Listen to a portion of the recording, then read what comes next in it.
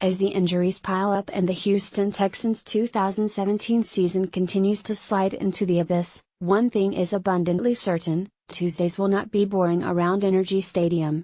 That's the day each week that coaches and personnel people spend working out street free agents to see if they're good enough to add to the practice squad or the 53-man roster. No team in the league has done more tweaking to their roster, some of it voluntary and some of it injury-induced, than the Texans, and with the number of injured players increasing by the week, there is no shortage of opportunity for an unemployed football player to find an NFL home with the Houston Texans.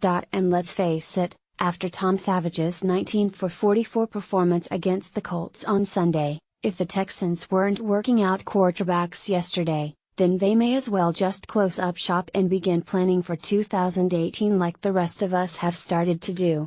To that end, they did work out and sign a quarterback on Tuesday, a mobile quarterback whose style resembles Deshaun Watson's far more than Tom Savage's. No, not that mobile quarterback. The Texans signed free agent Josh Johnson, a 9-year NFL veteran out of the University of San Diego. In the process, they released quarterback Matt McGloin, who was inactive on Sunday in his only game as a Texan. In one other transaction on Tuesday, the Texans released defensive end Kendall Langford, presumably to make room for the return of tight end C.J. Fedorowicz from injured reserve. So let's get the relevant questions about this Johnson signing answered. 1. Who the hell is Josh Johnson? As I mentioned earlier, he is in his 9th NFL season out of San Diego. He is also now on his 10th NFL team. Along the way, he also played for something called the Sacramento Mountain Lions. True story. In college, Johnson played for Jim Harbaugh on Harbaugh's first stint as a head coach at any level.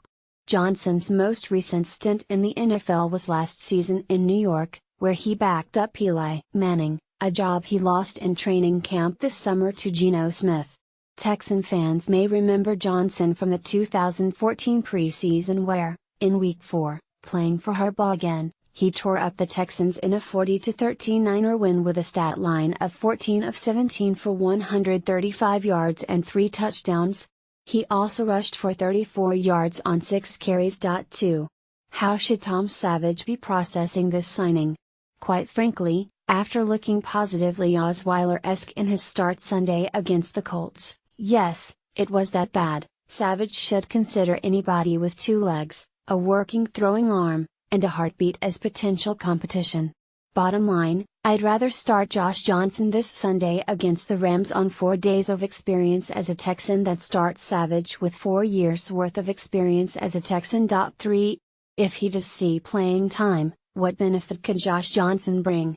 Well, for one, because he fits the aforementioned description as a functioning human being with 2 legs and a throwing arm, Johnson is probably an upgrade over Tom Savage, although to be fair, a broom with an upside-down bucket for a head would be an improvement over the Colts game version of Savage. More specifically, if Johnson does wind up playing, Bill O'Brien will likely deploy a similar play-calling strategy as he did with Watson, with lots of motion and designed QB movement and running.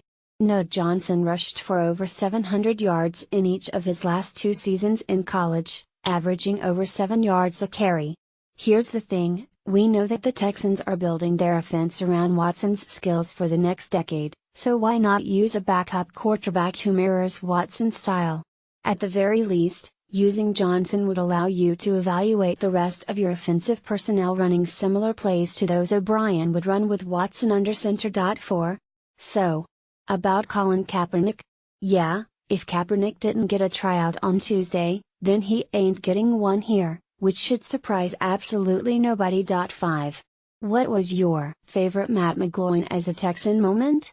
I'd have to say that time he got released and the Texans signed Josh Johnson in his place. Listen to Sean Pendergast on Sports Radio 610 from 2 to 6 p.m. weekdays. Also, follow him on Twitter at http://twitter.com/Sean Pendergast and like him on Facebook at https://www.facebook.com/Sean Pendergast.